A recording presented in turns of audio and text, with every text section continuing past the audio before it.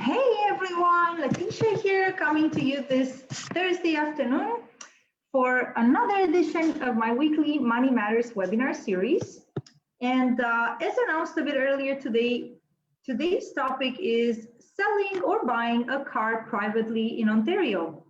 And it just so happened that this is a situation I'm currently going through myself. And it also occurred to me that this is a topic that may be of interest to some of you because buying a car and buying or selling a car is a transaction that I believe on average every Canadian does about 5 times in their lifetime.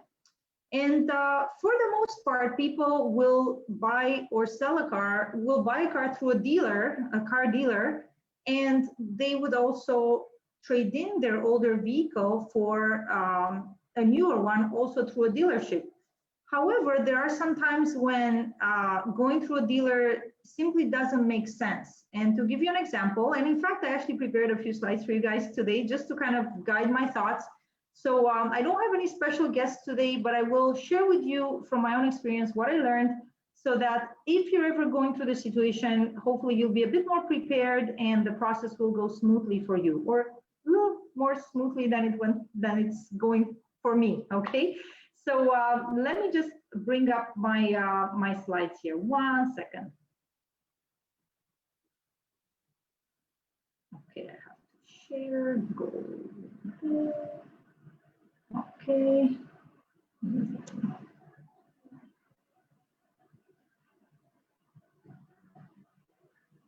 Oh man, how do I share now? Share. Okay. Okay. Okay. Hopefully you guys can see my slides now. So why, let's talk about why you might want to sell your car privately as opposed to going through a dealer and doing a trade-in. So, usually you'll be able to get a better price for your vehicle if you sell privately as opposed to doing a trade-in with a dealer, because when you trade in, the dealer also needs to make money. So they're not going to give you market value for your vehicle. Now, perhaps you don't care about losing 2 or 3 grand to a dealer. But in cases where you have financing on the vehicle, and I'll explain that to you shortly, you're going to find yourself in a situation called negative equity. So what they'll do is, let's say you're now buying a vehicle that's worth 20 grand and you're going to get financing on that vehicle. If you're trading in your old vehicle, they're not going to give you what that vehicle is worth. They're going to give you maybe 2-3 grand less than what it's worth. And what they'll do is they will add the 2-3 grand to the financing for the new vehicle. So right off the bat, I know you may not feel the hit as much because it's going to be spread out, but one way or another, you're going to be losing money.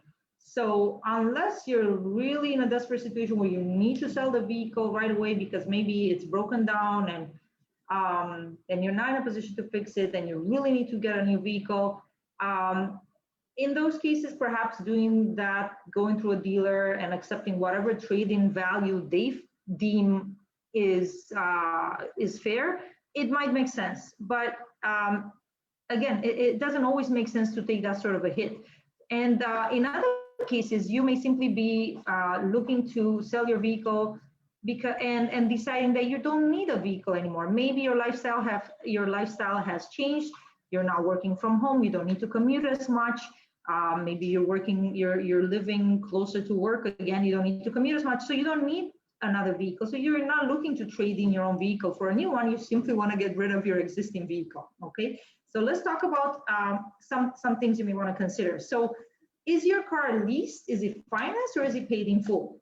If your car is leased, and I can share with you from my own experience, this is probably the easiest option. There is a website called LeaseBusters. I put it at leasebusters.ca. It's actually leasebusters.com. I think leasebusters.ca redirects to leasebusters.com. In any case, I had a very positive experience with this website in the past. And the reason I had to use it is because my first vehicle, which was a Toyota Yaris, was leased. And unfortunately, I was a new driver. I had a bunch of incidents behind the wheel. Nothing super serious, but unfortunately, as a result of those incidents, my insurance went through the roof. And it honestly became so like the only insurance company that was going to insure me was Facilitators, or Facility, which was going to be like 10 grand a year for the insurance premium. It made no sense for me to do that. So I had to get rid of my car. And I wasn't going to pay for a car that I wasn't using. So leasebusters.com proved to be a very smooth option. There are people at the time, I believe I was in a 4-year lease term, and I was about 2 years in. Anthony, please. I was 2 years into the lease term. Anthony, please. No, my love, please, no. Not right now. Not right now. Okay, thank you. So again, I was 2 years in, and the reason this option may be appealing to buyers is that, you know, maybe people don't want to commit to going into a 4 or 5 year lease term. Okay. So in this case, the buyer in that case, Anthony, shh, my love, please. The buyer in that case simply took over my lease term. Now it does require the buyer to be credit worthy. So the easiest thing for you as the seller is the dealership handles all aspects of the lease transfers. Lease Busters, the websites themselves, they will help you with the paperwork. So it's really seamless for you as the seller. You don't have to worry about getting any of the paperwork. Okay. Please, I've told you, my love. Anthony, please. Now let's talk about another scenario that is common, which is the scenario in which you have. You have financing on the vehicle. So oftentimes people, to get a lower monthly payment, it makes sense to finance a vehicle as opposed to lease it, or for whatever reason you may decide you don't want to do a lease, you just want to own the the vehicle outright. So my love, you're distracting me. Can you please stop? Okay, sorry guys, working from home. So if your vehicle is financed, there is a lot of financing companies. So you may have it financed through a bank or through a specialized financing companies. In many cases, the financing company will allow a new buyer to simply take over financing, which means that they would take over the same terms of your original loan. So let's say that you had purchased a vehicle and you were in a 5-year term, and there are 2 years left on that term. Bless you, my love. The buyer would simply take over your payments, pay the same interest rate, everything will be the same. So if you're paying $400 a month or $300 a month, the new owner would be paying the same amount. Now, in some cases, the financing company will require that buyer pay a certain fee. Let's say, so in the case of my financing company, the financing company wanted $500 upfront for them to process the paperwork. And again, in doing that, they will do the paperwork for you, the ownership transfer. The only thing required is for the new owner to qualify for the financing. So again, they would just have to fill out the credit application as if they were just applying for a new loan. So they have to be credit worthy. But in some cases, again, similar to a lease transfer, this could be an appealing option for some buyers, because instead of them committing to a 5, 6, potentially 7-year term, now they're taking over a loan that only has maybe 2 or 3 years left on it. And then after that, the car will be paid in full. So it could be an appealing option for some buyers. And Lease Busters has a sister website called financebusters.com. I did put my vehicle on that side. Now they didn't want to give me any false hopes. They told me that in their experience, it takes 2 to 4 months on average for a vehicle to be sold through their website. Okay, they'll charge you $199 upfront for the service.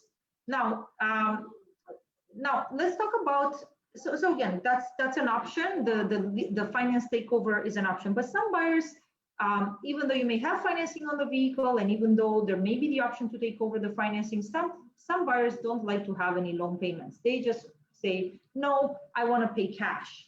And if that's the case, you as the seller has a bit of leeway and say, well, maybe the car, maybe I have $7,000 owing on the vehicle, but maybe I'm willing to offer, this buyer a slightly better cash price.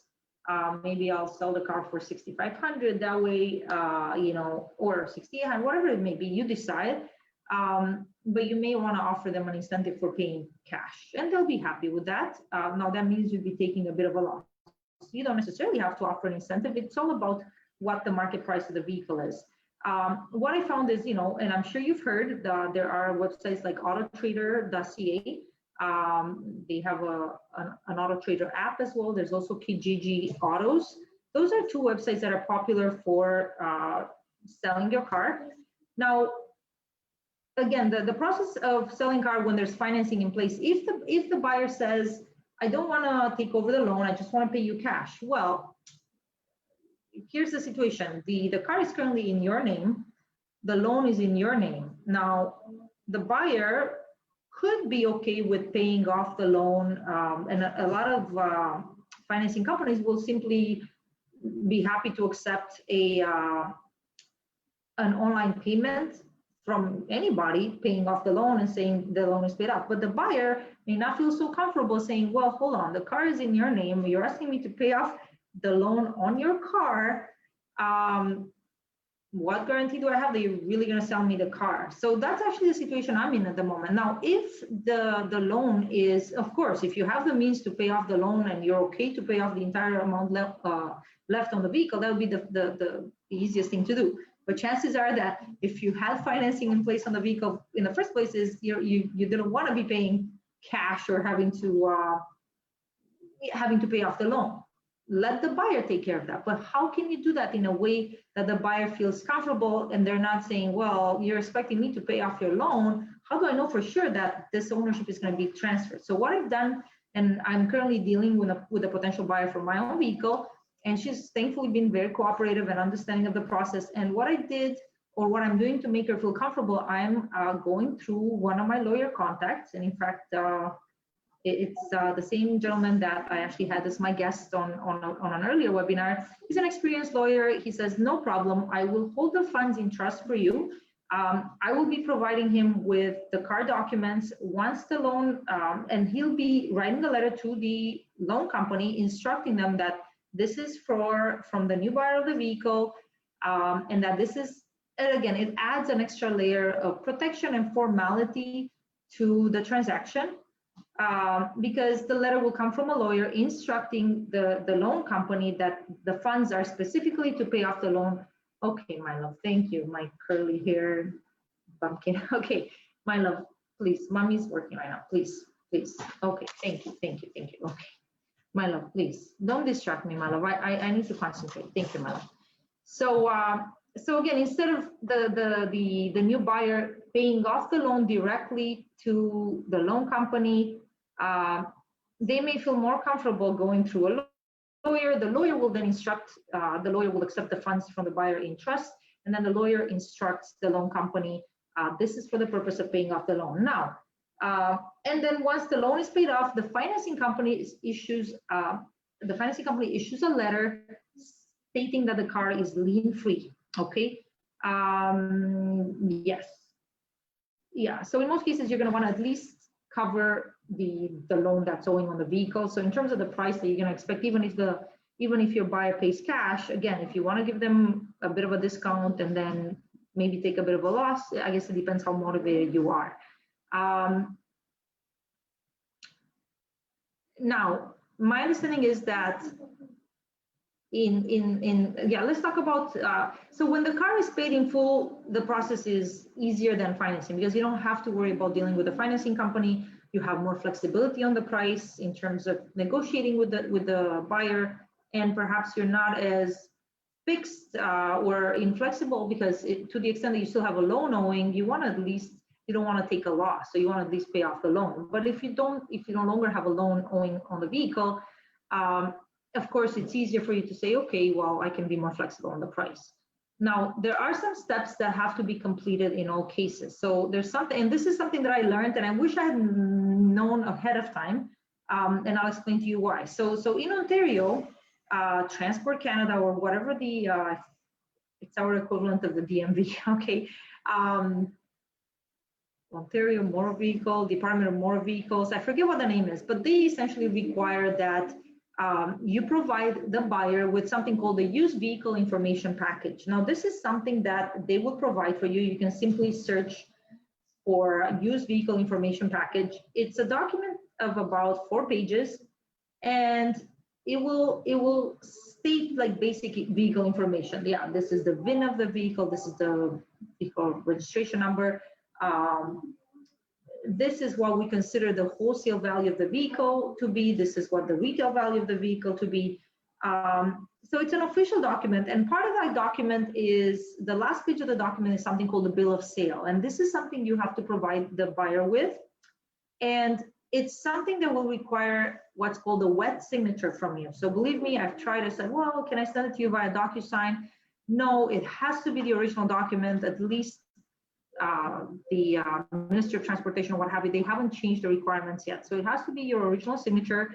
And in addition to that, you also have to provide the buyer with something with the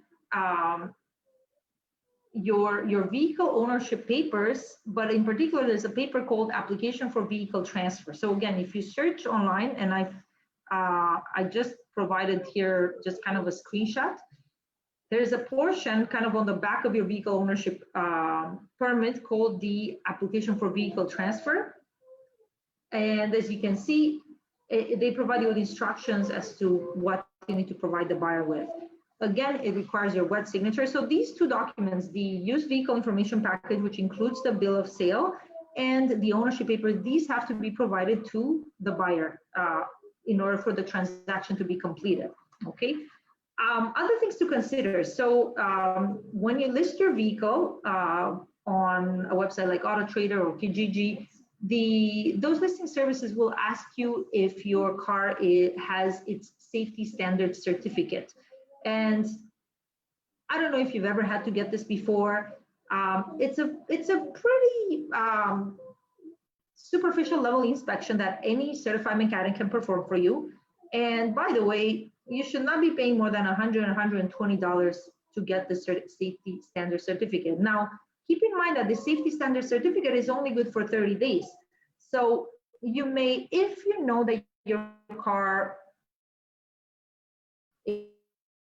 is in good shape, and some of the things, they want to see the condition of the tires. Now, in my case, I had all-season tires on the vehicle, but they had a lot of wear and tear. So I spoke to my mechanic, and they told me, no, your car would not pass safety, would not pass the safety standard certificate with the tires in the condition that they are. So I chose to put on newer tires on the vehicle. They were almost brand new. And again, rather than investing in super brand new tires, you can go to a used tire shop and get tires that have sufficient tread on them at a decent price, so that your car will pass safety. Most buyers will expect the car to be safety standards, okay? Now, I was actually talking to an experienced friend who has experience buying and selling vehicles. And also, by the way, when you do the ownership transfer, Transport Canada requires the car to be safety standards. And what that really means is that the car is safe to drive on the roads, okay? In other words, it has functioning, the tires are good enough, it has good enough brakes, all the signaling lights are working. Safety standards does not look at the condition of the engine, for example. So that's a separate consideration if you're a buyer, what you might want to look for. But most sellers would be happy to provide you with the safety standard certificates. Now, if you're a seller listing your vehicle and you know that that safety standard certificate is only good for 30 days, you may say to the buyer, yes, I have a, or you may advertise the car as safety standards. And once you have a serious prospective buyer, I would recommend that only then you actually go and take your car to a mechanic to actually perform the safety standards inspection, okay? Because what's the use if you get it, you go to a mechanic, you pay for it, but if you haven't found the buyer within 30 days, that safety standard certificate is no good. You gotta pay for a new one. Make sense? Okay. Another thing that a lot of websites will recommend that you get is the Carfax report. This will cost you anywhere from $40 to, it's $39.99 plus tax or $59.99 plus tax. The $59.99, and I believe that's the website, Carfax.ca, it might be .com, but it's Carfax, okay? according to websites like AutoTrader, the ads that already provide the Carfax report tend to attract more buyers, something like by a third or by 2/3 more buyers. So it may make sense to invest the $59. Now, the difference between the $39 Carfax report and the $59 Carfax report is that the $59 one will also include lien information, so that if there is a loan on the vehicle, it will show in there. Okay. In my case, again, I was kind of lazy about it. I didn't get around to ordering the Carfax until I had a more serious buyer, and she actually agreed to split the cost of the Carfax report. That was nice of her. But again, if you want to give your car a better chance of being seen and sold, it does sound like a good idea. And the Carfax report is good, I believe, for at least 90 days. So it doesn't expire within 30 days, unlike the safety standard. So it may be worthwhile to invest. According to AutoTrader, it will increase your chances. Now, other things to consider, I chose to get my car detailed. I think that's a good idea to an extent that a buyer will want to look at your car. You want it looking nice. It's kind of like the equivalent of staging a house. You don't want to have a whole mess. I recommend going to Groupon. Now, if you go and pay for car detailing, kind of like retail price at a detailing shop, I got quoted anywhere from 160 to 200 bucks, and that's kind of the going rate. If you go to a website like Groupon.com, an app like Groupon, you should be able to get a better deal for detailing, because oftentimes the shops will give you this, but then you likely have to wait a few days. So it depends how in a hurry you are.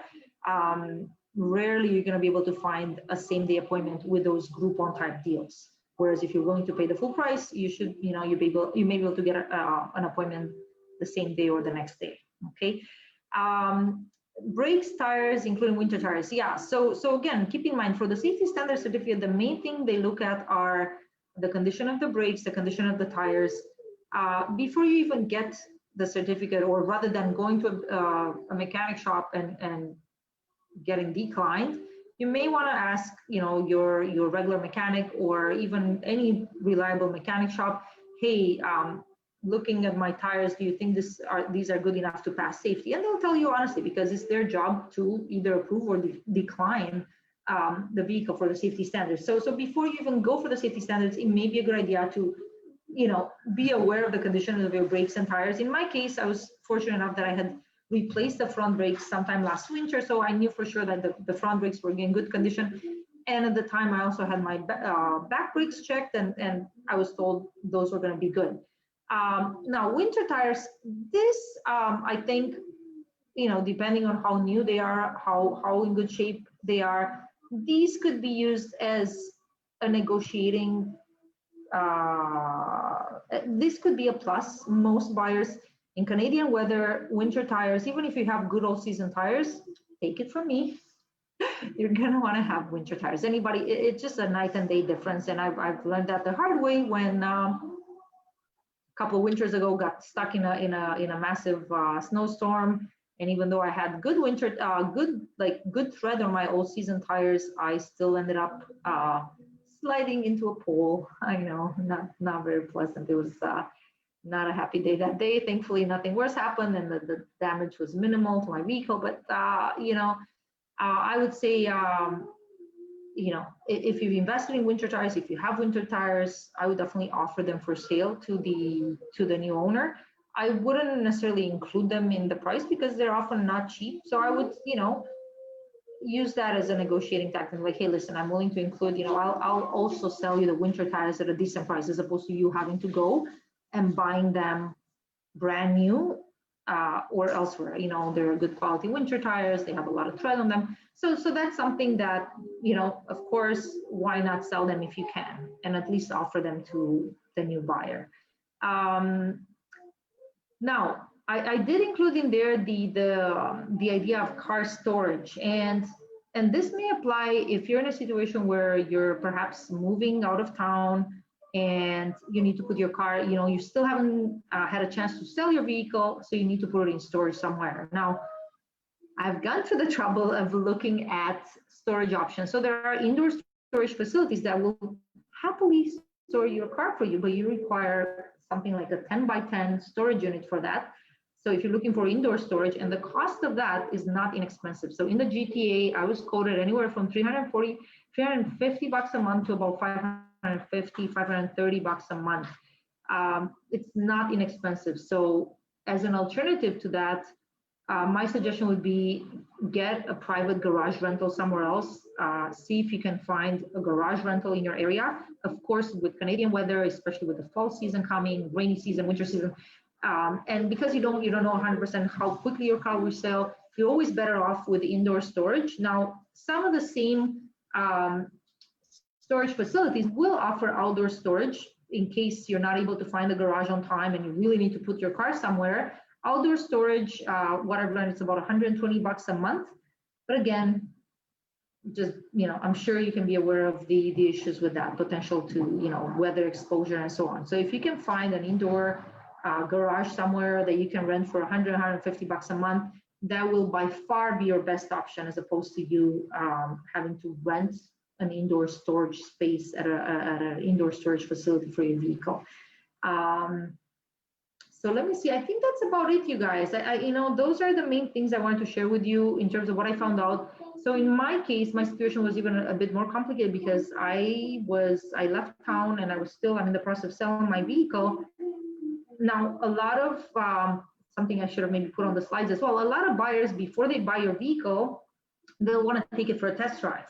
Now, I have a good car insurance broker, and he explained to me that, as long as the car, if you're just going to have it in storage, whether in an indoor garage, in a storage facility, you can have fire and theft only coverage on the vehicle, and that's going to be, maybe a fourth or less than the price that you were paying for your regular car insurance, because it's not pleasant to be paying car insurance, full rate for car insurance for a car that you're not even driving. So if you just have fire and theft only, that protects the car against fire and theft, but it will not allow a third party to take the car for a test drive. So if a potential buyer wants to take the car for a test drive, they're gonna have to call your car insurance broker to activate road coverage on the vehicle, and that could be done on a provisional basis.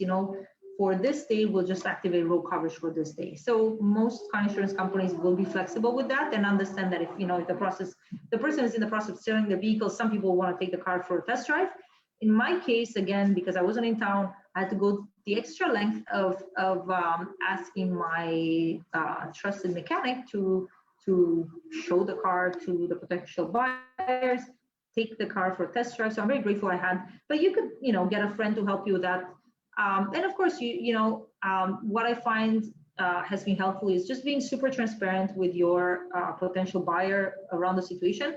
And like, hey, listen, I'm not in town at the moment. However, I have my mechanic there. This is where the car is stored. Be super transparent with the information. If you do have financing on the vehicle, you can get your financing company to issue a letter. They'll happily issue a letter saying, yes, on this vehicle with this vehicle identification number VIN, this is the loan amount outstanding. Leticia Montana, in this case, is the legal owner of the vehicle, and so on. So work with your potential buyer, be as transparent as possible, and as willing to accommodate as possible. Again, in my case, I chose to go through that extra step of working with a lawyer. And the only reason that was needed is because, first of all, I wasn't in town. Number two, my financing company is Alberta-based. Now, some companies, if you're dealing with RBC or BMO or what have you, and you're in town and the buyer is in town, it can be as simple as going to the branch and saying, okay, I'm going to pay off this loan on behalf of this, and then that same day you can do the ownership transfer, you see. But if you've already left town and you have to do this long distance, what I would recommend in that case, sign the ownership papers, get the ownership, the used vehicle information package. The fastest way to get this is by walking into a Service Ontario location, and they can give it to you the same day. Otherwise, if you order it through the website, it will take up to 5 business days to arrive, which is what I had to do, okay, because I wasn't there in person. Again, I'm giving you this information ahead of time in case, so that you can be better prepared in the case of having to sell a car privately. If you decide to go through the steps, Keep in mind, you're going to need this used vehicle information package. You can order it online. It will take up to 5 days, or you can go to a Service Ontario location. They'll give it to you that same day. And if you do have to leave town and you're not in town, make sure you sign these things ahead of time.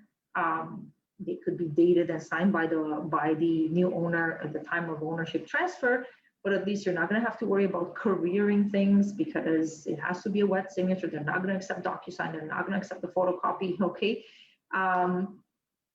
So, I mean, that's pretty much what I wanted to share with you. Of the websites that I've used to list a vehicle, I mean, I did get a number of inquiries from Kijiji. Nothing that panned out. I did list my car on Facebook Marketplace again. I found again it was a lot of low ballers. The two serious inquiries I had so far have come from AutoTrader. So I can recommend AutoTrader. I did pay. You have the option of paying a little bit to have your ad be featured on there for up to 30 days. I did that. Kind of final words, if you are a female vehicle owner and you can say that the car was lady driven, I noticed that a lot of ads list that and it's somehow considered a good thing. I guess ladies, again, it's of course a stereotype and it may not be accurate at all. But you know, I don't see, you know, if you do happen to be female and the female vehicle of an owner and you can say that it's lady driven, some people may like that, or at least it will appear to other female potential buyers. At least that's what I'm seeing. And for what it's worth, okay? Yeah. And again, just being transparent, being upfront with your potential buyer. One thing the potential buyer would want to know is, you know, have you been performing maintenance? Of course, if you're a responsible car owner, you would have taken the car for maintenance, at least, you know, frequent oil changes. And again, if you've performed the maintenance at the dealership, the Carfax report will show that the car was taken for service at, let's say, the GM dealer or whoever your car dealer is. If you're taking the car for service at independent mechanic shops, that will likely not show in the Carfax report, but you can explain that to the car buyer, because that was my situation. I mean, dealers usually charge more than other shops for service. So I said to you know what, I went a couple of times, they were charging me an arm and a leg. I could get the same service done at another mechanic shop. And in fact, this other mechanic shop has a history of the service. So if you want it for your peace of mind, I can ask them that they provide you with the vehicle service history, because they have their own system where they keep everything, where they keep track of everything. So anyway, everyone, hopefully some of you at least have found this interesting and helpful. I can tell you, you know, I'm grateful that I'm going through the process. I am no longer intimidated by either the process of selling a vehicle or potentially in the future buying a vehicle from a private seller. I'm far less intimidated, whereas in the past, I probably would have been nervous. Ooh, no, I better go through a dealer. Well, you know what? The dealer is not going to do much else other than they will do the exact same things. They will get the safety standard certificate, which you can get a private seller to do for you as well. You know, and the mechanic that puts their name on there, it has to be a legit safety standard certificate. They cannot, their license is on the line if they issue a bogus safety standard certificate. You understand? And you could potentially, you know, take them to court if there's issues, you know. So safety standards and the Carfax, those are the two things that any dealer will gladly provide for you, and they advertise it very openly on their ads. You as the private seller can provide the same level of comfort to your potential buyers, and you as a buyer know that you have to look for those things. Now, if you as a buyer want to be even more cautious and you beyond the safety standards, you want to take the vehicle for an independent mechanic, more like a fuller exam, you can do so. Of course, that would be something you'd be doing at your own cost, because, you know, as a seller, it's not your obligation to do that for the buyer. Finally, okay, my love, please, and thank you. My love, please. Thank you, my love. Let me finish here and then we can play, okay? Yeah, finally, I have a friend who told me, so again, for the ownership transfer to happen, the car has to be safety standard certificate, in order, safety standard safety standards certificated. It has to have the certificate. Now, as a seller, you can choose to sell the vehicle as is, and then it becomes the responsibility of the buyer to go and get the safety standard certificate done. Now, the only cases I see that happening is if you're selling a car that's really in bad shape, you're really selling it just for parts, you are giving the buyer a really good discount and so on, and the buyer is somebody who is maybe in the business of fixing and repairing and selling cars, then they don't care. But by and large, if your target audience, if you're selling your car to a retail buyer, somebody that plans on driving the vehicle themselves, you're better off providing the safety standard certificate. Pay the $100, $120, get the car safety standards, give the buyer the peace of mind that they want. Don't leave it on them. Okay, that would be my advice. But if your vehicle, again, if your vehicle is in really bad shape, you're just selling it for parts, then you're like, listen, I'm just selling it as is. No, I'm not going to do the safety standards myself. That's going to be your job, what you want to do with the vehicle. Okay. Yeah, so I think that's pretty much it, you guys. Again, I don't claim to be an expert in car sales. I simply wanted to share with you what my experience has been. If you do have any questions as a result of this little presentation, you're welcome to reach out to me. Again, my intention with my Money Matters webinar series is to provide practical, applicable financial information on different financial topics that could be of interest to a general audience. And I figured this would be one of those topics because most of us will own a vehicle at some point in our lives. And, you know, the average is about 5 times in a lifetime. Come on, Anthony. Okay, my little guy is just being a little brat. I'm going to just stop sharing my screen. And I'm going to see if there are any questions from on Facebook. Anthony, please. Anthony. No, Anthony, I don't need to have you joining us. Okay, thank you. Anthony, please. Okay, thanks everyone for watching. Anthony. Okay, he's just being a little brat. Yeah, if you guys have any questions, feel free to put them in the comment section as well. Anthony, really? No, I will definitely need to find a babysitter for this little man because he's just being a little brat right now. Okay, all right, Anthony, thank you. Thanks everyone for watching. Have a great rest of the day and week, and I look forward to staying in touch and having more Money Matters webinars and helping you in any way I can. Okay, much blessings to all of you. Take care. Anthony, you're just being a total brat right now. No, thank you. No, thank you. Okay, bye everyone. Have a great rest of the week. Blessings.